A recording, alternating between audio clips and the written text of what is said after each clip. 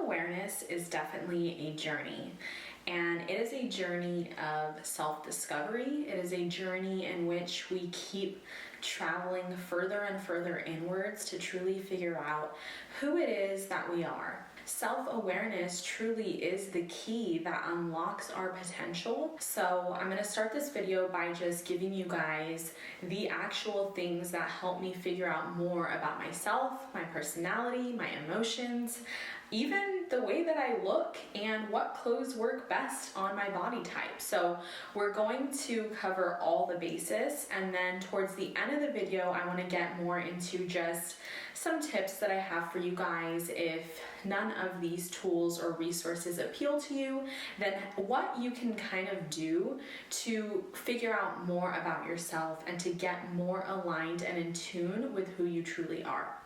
So one of the first tools that I used to get to know myself was the Myers-Briggs personality test.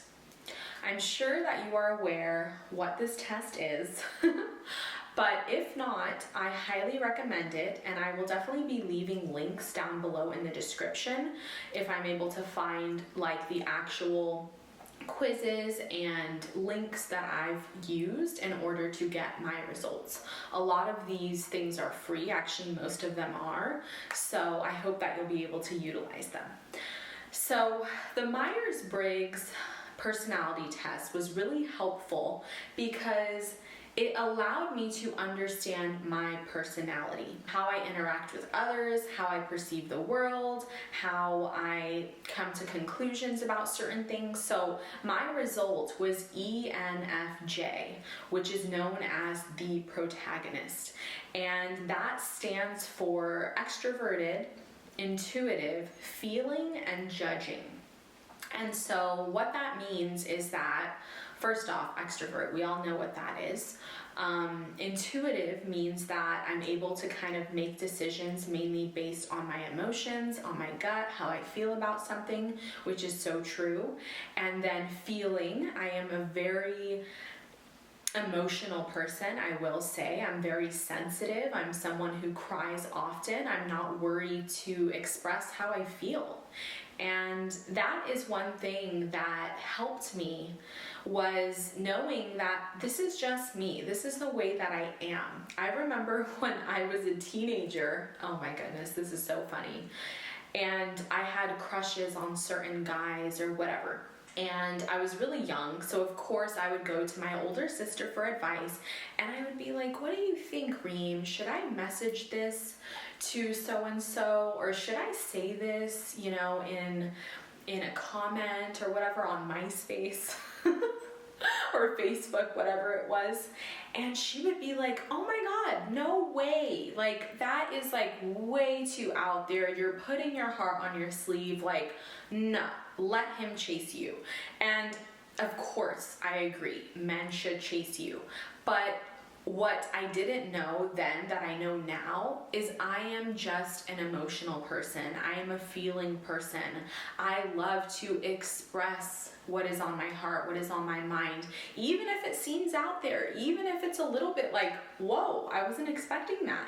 That is who I am. And I've noticed that when I neglect that, when I inhibit that, when I don't let those words come out, it comes out as discomfort or unease, or I just feel like, oh, I should have said this, I should have done this, I wasn't my true self.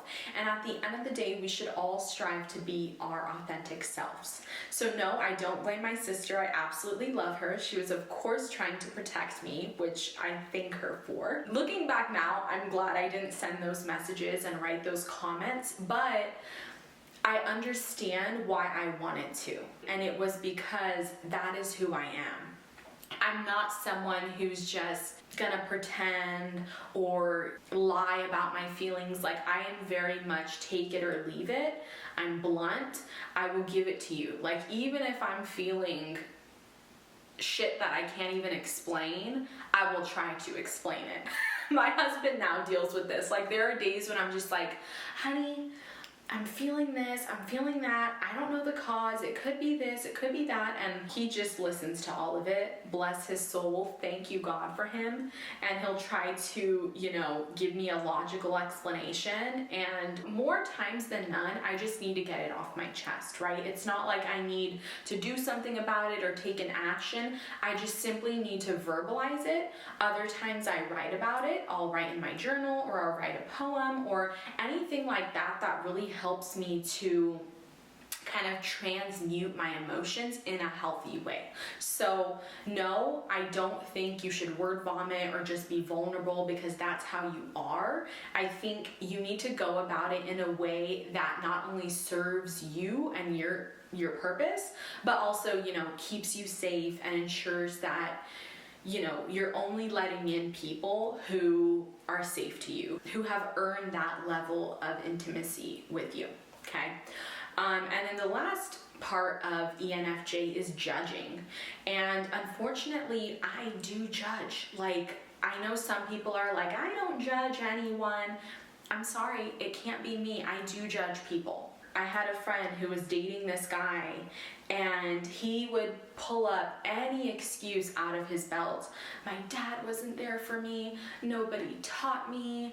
I don't know, right? He didn't have any job. He didn't have any phone. He didn't have any car, and all he had were excuses.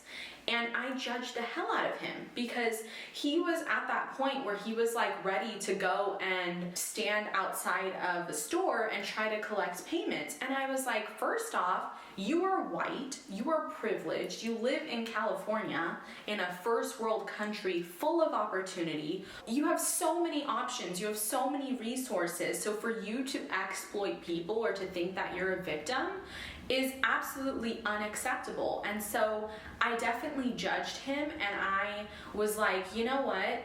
Every time that I heard my friend feeling bad for him, I was like, don't feel bad for him. Feel bad for the kids in Africa, for the kids in the Middle East, because those are the people who actually are victims, who actually need help and don't have many opportunities, okay? So in situations like that, I do judge because I just don't get it. Like, I was that person who at age 11 was working, was making money, was saving money. By the time I was able to get like an actual legal job that wasn't paying me under the table, I was there. I was applying that week, So I've always been a go-getter, and I know I'm privileged. Like, my parents were lower middle class, we were average. But the fact that I was able to make something of myself, and then I'm hearing this guy just blab away about all of his issues and problems and complaining when he has so many opportunities, made me judge him. And so I definitely do judge things sometimes, unfortunately. I judge a restaurant's food will be by the ambiance or by how it looks. I judge a book sometimes by its cover, and it's something that I've learned to accept about myself. So I highly recommend you guys to take the quiz and figure out what personality type you are. There are 16 different types, and this website that I will link below also tells you important figures that have your same personality type. So I found out that both Oprah Winfrey and Barack Obama are ENFJs, which is pretty badass. And I'm like, no wonder I'm outspoken. And I'm like, that's awesome. Like, both of those people are huge inspirations to me, and to know that we have a similar personality is pretty awesome. It's also a cool way to connect with others. I recently met a woman at an in-person intensive, and I found out she was an INFJ. And I was like, oh my God, so cool, because just from her Instagram, I can tell that we have very similar hobbies. Like, this woman loves to read, she loves to travel, she loves trying ethnic foods, and I'm like, look at that. It's that NFJ in common, So Myers-Briggs was definitely one tool that really helped me discover more about myself. The next tool, which, don't roll your eyes, is astrology. I truly think that astrology can help you. okay? It can help you learn more about yourself. It can help you learn more about your traits, your weaknesses, your strengths. You get out of it what you put in. I know some people who swear by it like it's the Bible and think, oh no, I can't date him because he's this sign and they're known to be like this. You can take it to an extreme, or you can take what resonates and leave what doesn't.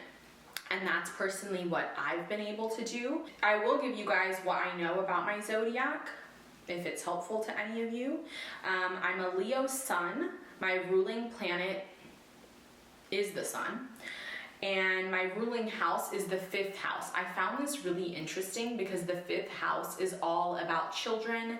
It's about beauty. It's about play. It's about curiosity. And I really resonate with that. So that was very interesting. I'm also a Capricorn descending and a Scorpio moon.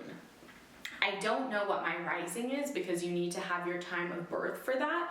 And unfortunately, I was born in Tennessee and they didn't give me my time of birth. So I know I'm probably either a Cancer or a Libra rising. I'm not sure which, but I will link below what I use. There's like a calculator where you can put in where you were born and the date and the time, and it will give you details.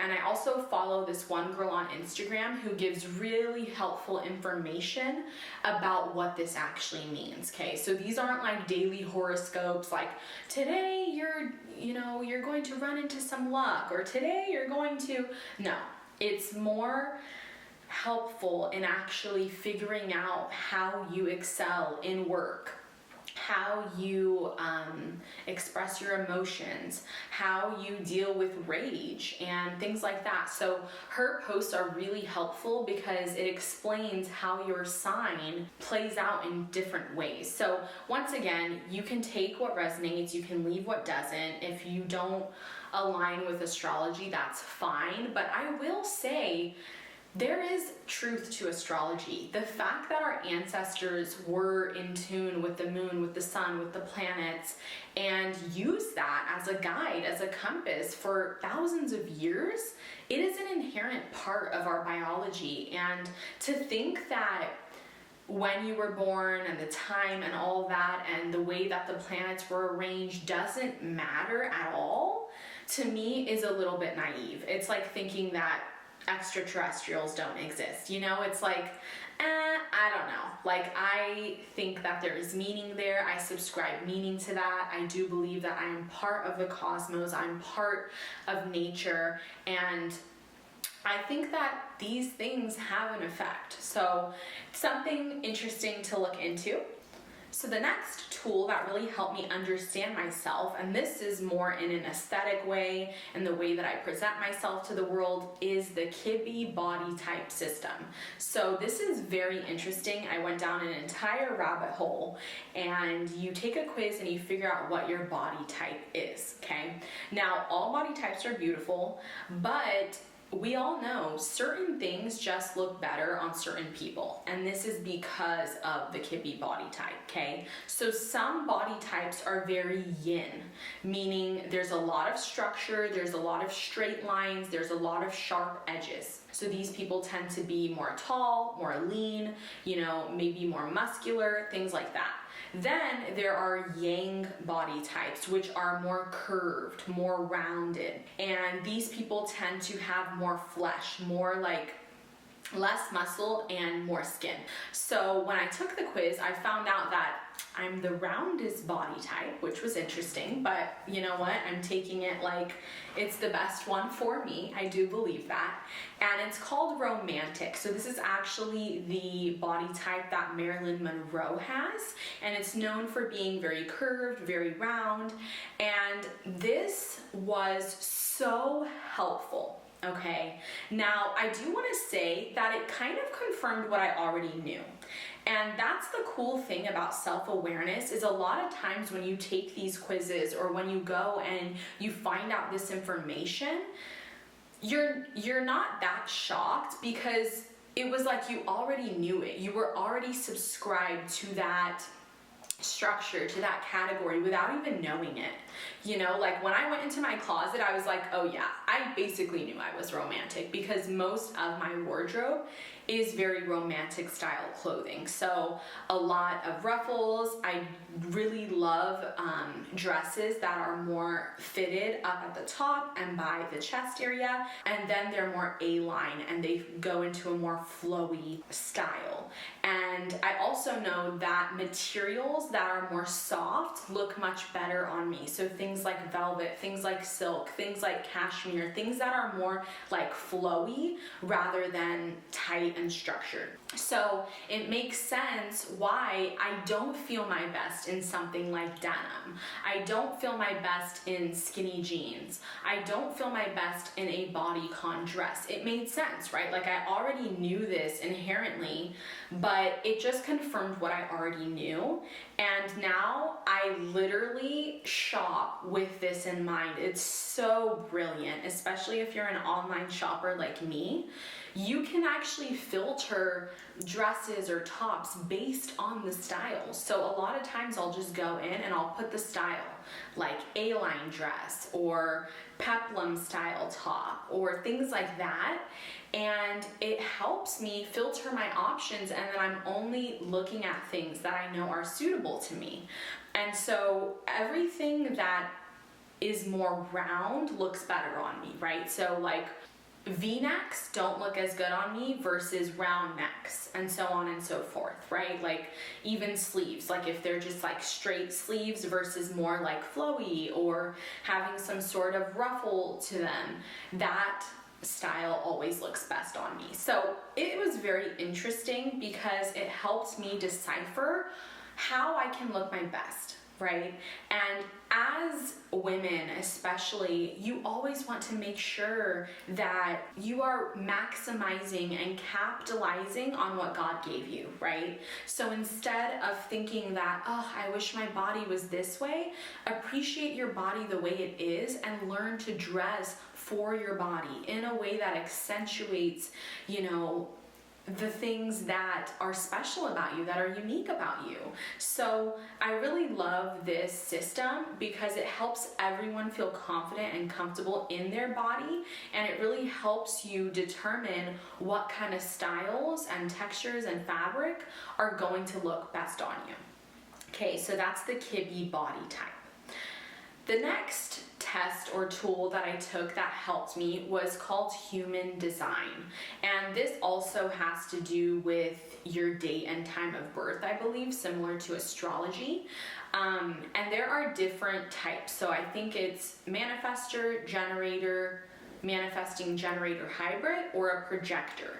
And this system is really important because it explains to you how you make decisions, how you know if something is good for you or bad for you. And when I say good for you or bad for you, I don't mean like, oh, a good food versus a bad food. I mean like the path that you're on, how you can really tap in and know that what you're doing, what hobbies and activities you're involved with, if they're actually serving your potential or if you're just forcing yourself to do it. And it also helps you realize why you're acting in a certain way, right? So why you work in a certain way, why you might need validation versus not needing validation, why you take little action versus a lot of action.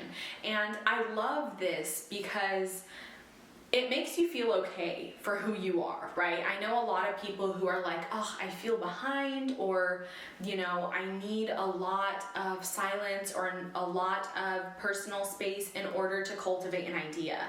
And then I know other people who are just shooting out ideas like every day, right? They're more creative. It's not that.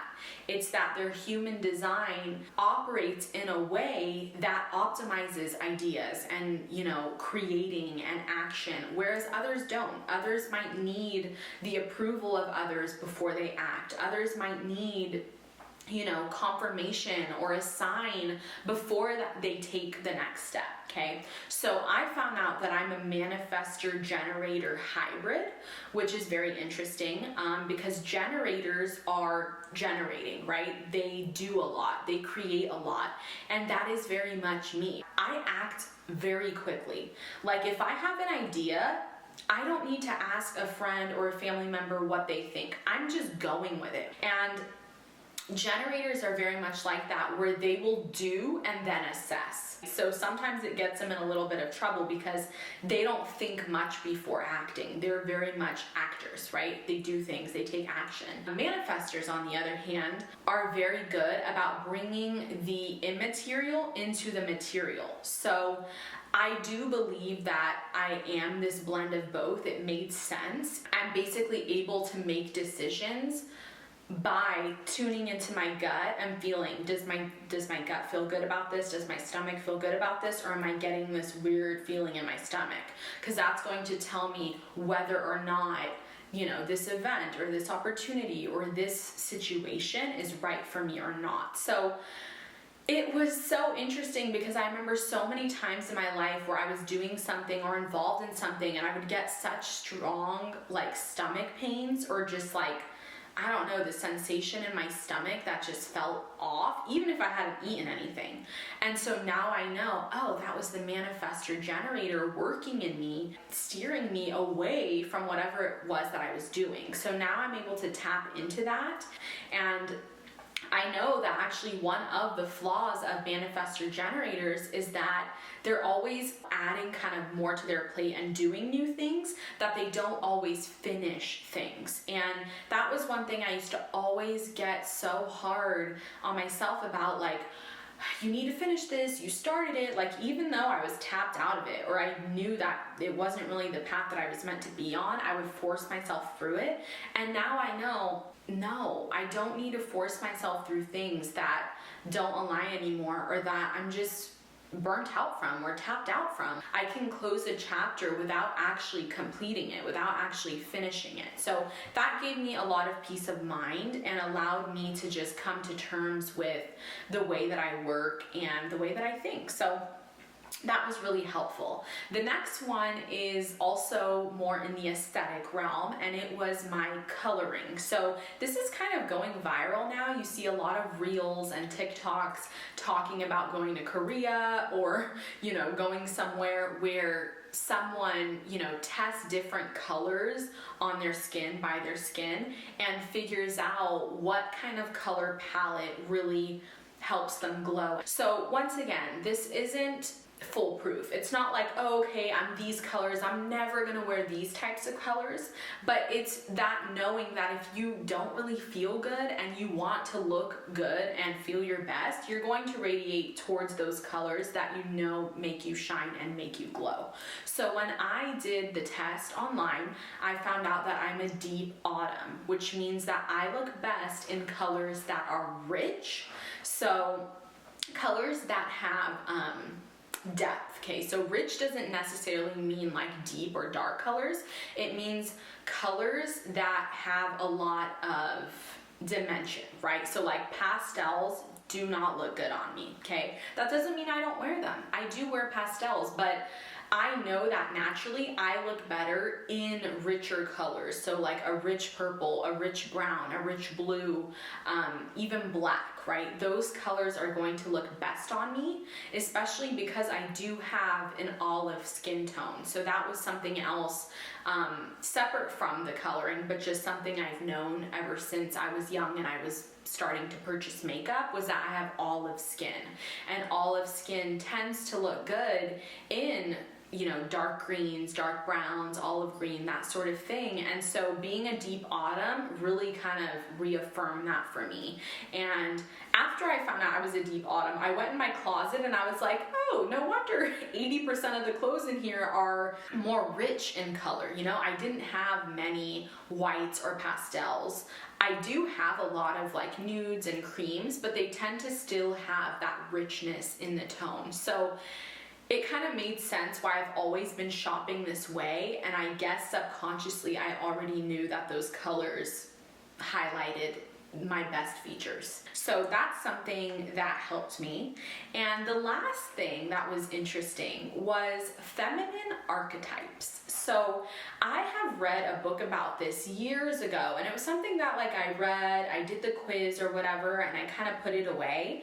And then lately I've been hearing more about it on just YouTube and other parts of the internet, and it made me kind of reignited in wanting to find out which feminine archetypes I am. So there are, depending on whose structure you're following, there's multiple archetypes, okay? But the one that I was looking at, I think there's 7 different ones. Now, unfortunately, when I took the quiz, you would think that one of the archetypes was stronger than the others, but actually I am tied 4 ways between 4 different archetypes. Before I get deeper into this, let me just explain what an archetype is. An archetype is a way of being, or it is like a persona. So think of an archetype like the hero, the hunter, the lover, the magician. So things like that. So they are common personas that we have been presented throughout history, right? We've seen it in books, we've seen it in plays, we've seen it in shows and movies. And so archetypes kind of help you figure out why you act a certain way and what interests you're mainly involved with, right? So when I took the feminine archetype quiz, I found out that I was tied 4 ways. So I'm a lover, a queen, a mystic, and a sage, which was very interesting because just by looking at the traits, I assumed I was a queen, just because queens tend to be more of the leader type. They tend to be the matriarchs of their homes. They're very confident, they're magnetic, they're charismatic, but on the flip side, they have, of course, like any feminine archetype, they're gonna have weaknesses, right? But it was interesting because when I took the quiz, I found out that not only was I a queen dominantly, but I was also a lover, a mystic, and a sage. A lover, we all know what that is. It's not hard to see why I am a lover because I've always worn my heart on my sleeve.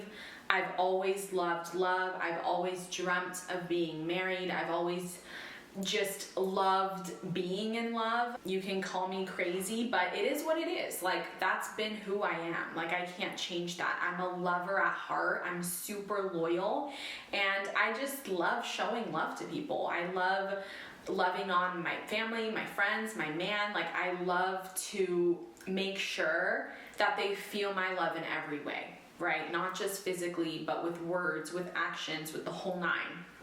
And then a mystic is someone who's more mystical, right? So in tune with the spirit, they are more introverted, they're more intuitive, they are, they might be in their head a little bit, they daydream, they're kind of in their fantasy world, they meditate, they pray. So I can see why I'm a mystic. And then sages, on the other hand, are very much into knowledge, learning. They want to become a master at whatever it is that, they're speaking about, they're learning about.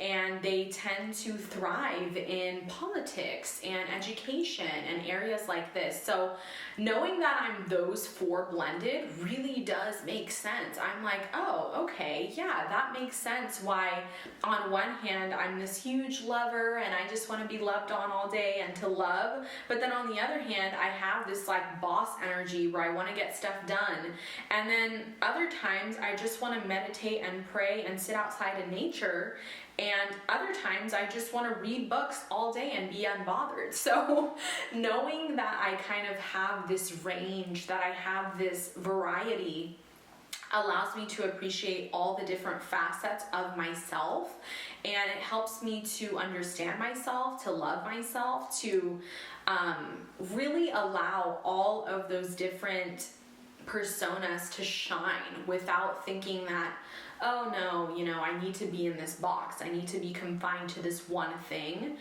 I can thrive in all areas. So those are the tools that I think really helped me understand myself, define myself. It gave me the confirmation that I needed, that what I already knew was reaffirmed. But then I just want to talk about, like, how did I come to know myself before I took any of these quizzes, before I had any of these tools?